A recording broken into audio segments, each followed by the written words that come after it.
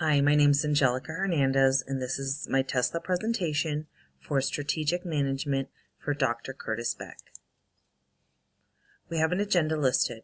We'll do a quick video about who we are, which leads into our mission and vision, as well as some analysis reporting, which include a few matrices, those being SWOT, a BCG, an IFE, and a couple finance pieces.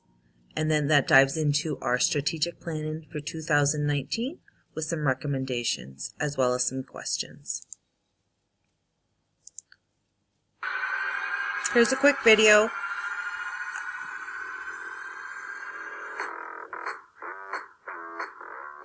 Once you go through it and we go into the mission and vision, it'll kind of tie back together.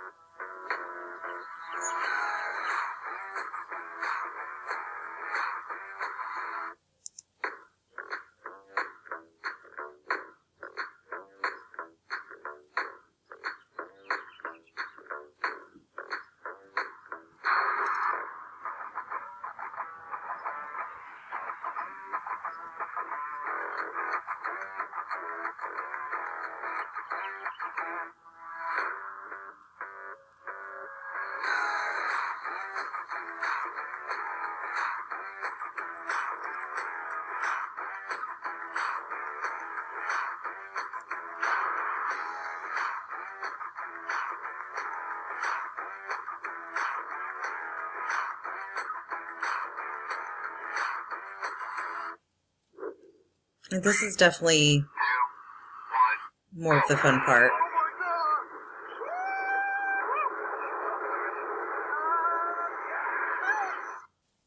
So that kind of dives into going into the mission and vision, and the video will kind of come into play as we discuss it. So looking at the vision of Tesla, it is to create the most compelling car company of the 21st century by driving the world's transition to electric cars. So Tesla was founded in 2003 with a mission that started with to accelerate the world's transition to sustainable transport. Most recently, in 2016, it has since changed to accelerate the world's transition to sustainable energy.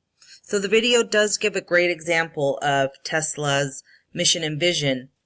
You see the electric cars as electric semis. You see solar power. You also see a factory, but yet the sustainability of the ecosystem, such as the running horses. So that just really holds to Tesla's mission and vision, which the video provided. So now we kind of move on to the analysis reporting. So the first matrix that we have is our SWOT, and what that consists of is our strengths, weaknesses, opportunities, and threats that Tesla has. So continuing on with our SWOT analysis, a couple things we'd like to focus on are Tesla's weakness. So we definitely have a crowding out by the market by our big players. Some known names are BMW, GMC, Toyota. We also have a big one with the production, not being able to meet the demand and are impacted by having to be on a wait list. For example, we have somebody who's been on the wait list for about 2 years. But, with our weaknesses, we also have some strengths. And kind of those strengths are, Tesla was built on the attention to the increase to environment awareness. So what that meant was building eco-friendly vehicles, electric cars, sustainability. But that also comes at a cost. But, we're working through that. And that definitely leads us into our opportunities, where hybrid vehicles do make up about 36% of the market, which we just need to work and strive and make our strategic plan in order to capture that market. So that kind of dives into who are we up against. Well, we know some named competitors. BMW, we know they've been around. They have such models as the I model. We have Toyota, of course Nissan, Ford. Ford is a long-standing brand, and also GMC. But if we take a look at another matrix, our BCG matrix, we take a couple of the models that Tesla does have, which are the Model S, Model X, Model 3, and our Roadster. Definitely different product mix for our different customers that we have. Model S being one of our big one, Model X being more of your SUV type, and Model 3 being kind of your sporty, and of course on Roadster. So Tesla, what they have to just remember is financing is important. We just have to be wary of the type of products we do come into. Roadster, I would be a little bit hesitant to keep that one going because when we started that was pretty high priced. Model 3, we just have to find some different ways of reducing costs because we are putting a lot of money into that.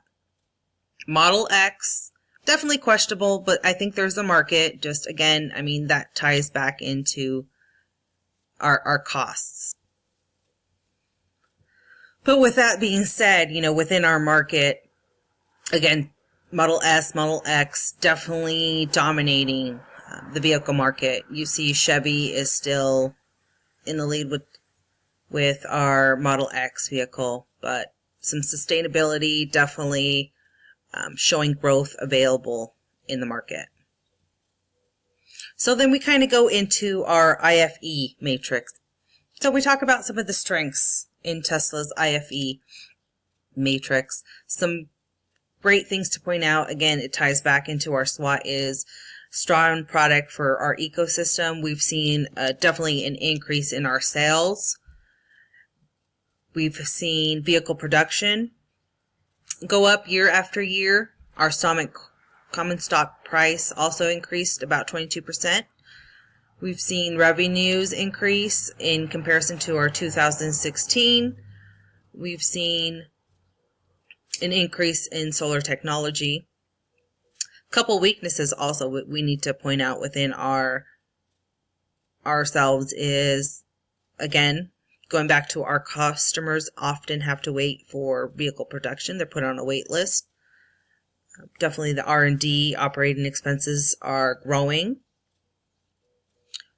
Our facilities, I mean 62% of our facilities are based out of California, which, you know, in our further recommendations, that'll kind of tie back into it.